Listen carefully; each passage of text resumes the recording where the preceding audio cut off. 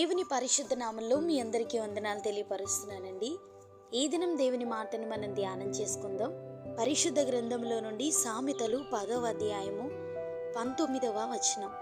విస్తారమైన మాటలలో దోషముండక మానదు, తన పెదవులను మూసుకొనువాడు బుద్ధిమంతుడు. హల్లెలూయా.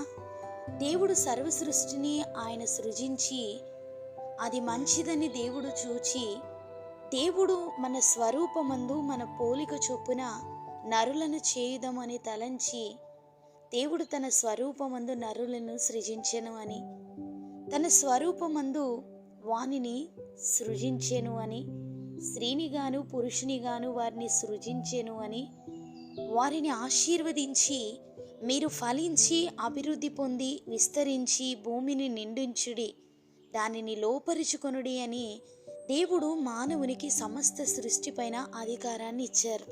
దేవుడు తాను చేసినది యావత్తును చూచినప్పుడు అది చాలా మంచిదిగా నుండెను అని ఆయన సృష్టిని బట్టి దేవుడు పలుకుచున్నారు.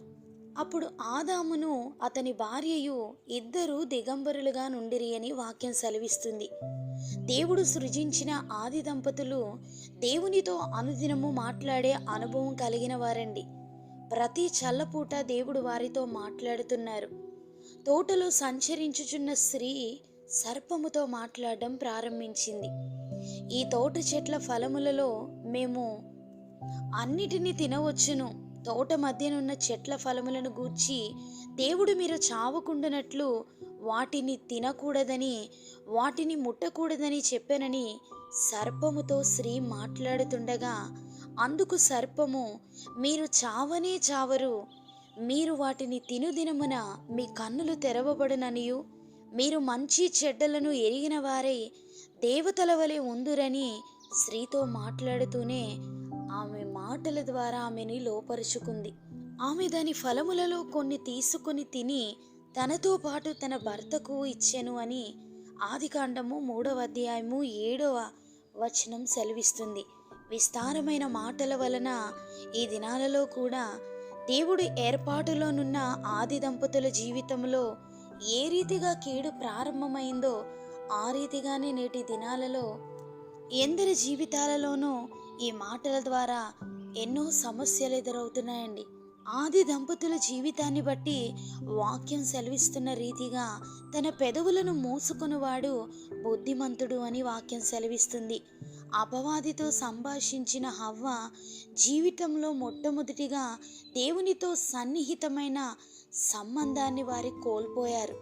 దేవుడు వారికిచ్చిన ఆధిక్యతను, వారికిచ్చినటువంటి ప్రశాంతతను, సమాధానమును వారు అపవాది మాటల ద్వారా ప్రభావితులై దేవుడిచ్చిన వాటిని అన్నిటినీ వారు కోల్పోయారు. మన జీవితంలో కూడా మాటల ద్వారా ఎన్నో కోల్పోతుంటాం. వాటిని గమనించి మనల్ని మనం సరి చేసుకోగలిగితే, వాక్యానుసారమైనటువంటి జీవితంలో జీవించడానికి ప్రభువుని ఆశ్రయించగలిగితే, మన ఆత్మీయ జీవితంలో అనుదినము ప్రభువుతో సంభాషించగలిగినటువంటి అనుభవం మనం కలిగి ఉంటే, దేవుని మాటల ద్వారా మనం ఉన్నతమైనటువంటి ఆయన దీవెనలను మనం పొందుకుంటాం. అపవాది నడిపింపు వలన మనం సమస్తాన్ని కోల్పోతాం.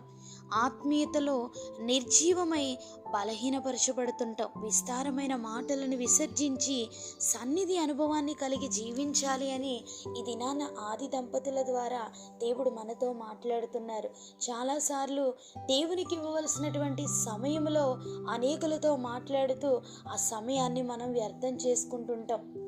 అవసరమైనవి అవసరము కానివి చెప్పుకుంటూ మన జీవితంలో మన యొక్క పరిస్థితులను అన్నిటినీ కూడా ఎదుటివారికి చెప్పుకోవడానికి ఆశపడుతుంటాం. ఆ రీతిగానే హవ్వ అపవాదితో మాట్లాడడం ప్రారంభించి దేవుని ప్రభావంలో నుండి అపవాది ప్రభావంలోనికి వెళ్ళిపోయి అపవాది నడిపింపు ద్వారా దేవునిని దుఃఖపరిచేట్టుగా వారు ప్రవర్తించారు.